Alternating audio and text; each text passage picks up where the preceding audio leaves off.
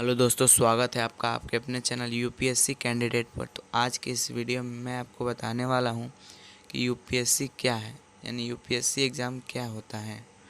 दूसरा, यूपीएससी के लिए क्वालिफ़िकेशन क्या होनी चाहिए, यूपीएससी के लिए एज लिमिट क्या होनी चाहिए, यूपीएससी में कितने अटैम्प्ट्स होते हैं, यूपीएससी में कितने एग्ज़ाम्स होते हैं, यूपीएससी का सिलेबस क्या होता है, और भी बहुत कुछ जानेंगे। तो बने रहिए इस वीडियो में शुरू से लेकर अंत तक। तो चलिए वीडियो को स्टार्ट करते हैं। अगर उससे पहले आप मेरे चैनल को सब्सक्राइब कर लीजिए और बेल आइकन को प्रेस कर लीजिए। चलिए वीडियो को शुरू करते हैं।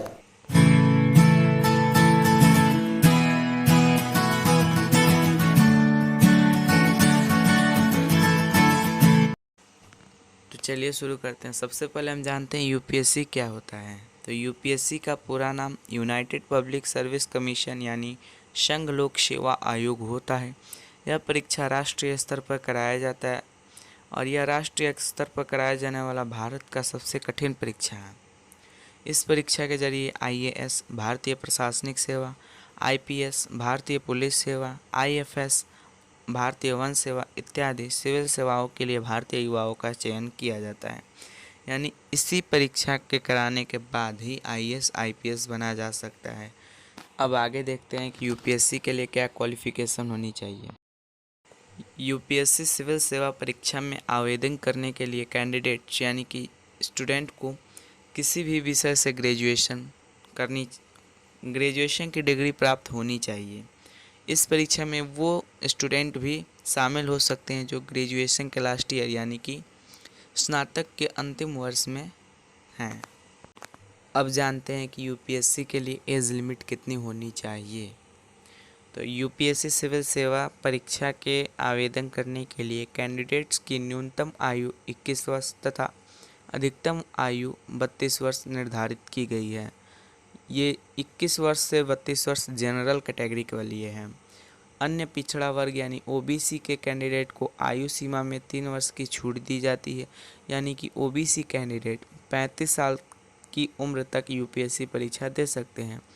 अनुसूचित जाति एवं अनुसूचित जनजाति SC ST के कैंडिडेट को आयु सीमा में 5 वर्ष की छूट दी जाती है। यानी कि SC ST कैंडिडेट्स 35 साल की उम्र तक यूपीएससी परीक्षा दे सकते हैं। अब देखते हैं कि यूपीएससी परीक्षा कितनी बार दे सकते हैं, यानी कितने अटेम्प्ट्स होते हैं। तो सामान्य कैटेगरी के कैंडिडेट्स यूपीएससी परीक्षा 6 बार दे सकते हैं। अन्य पिछड़ा वर्ग यानी ओबीसी के कैंडिडेट्स यूपीएससी परीक्षा 9 बार दे सकते हैं और अनुसूचित जाति एवं अनुसूचित जनजाति के कैंडिडेट्स के लिए कोई नियम नहीं बनाया गया है। अब यूपीएससी के सिलेबस के बारे में यानी जान लेते हैं। तो यूपीएससी का एग्ज़ाम 3 पार्ट में होता है, prelims, mains, personality test. Personality test को इंटरव्यू कहा जाता है।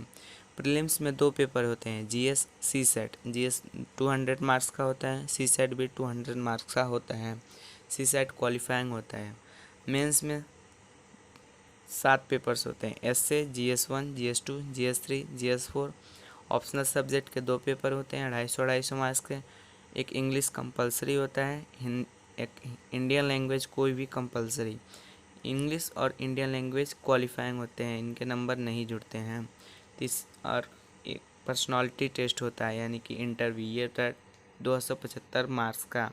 यानी कि आपका पूरा मेंस होता है 1750 मार्क्स और पर्सनालिटी टेस्ट 275 मार्क्स, यानी टोटल 2025 मार्क्स का आपका एग्ज़ाम होता है।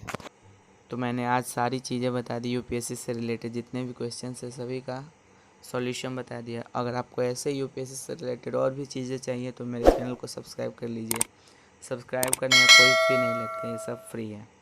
मिलते हैं नेक्स्ट वीडियो में, तब तक के लिए बाय बाय।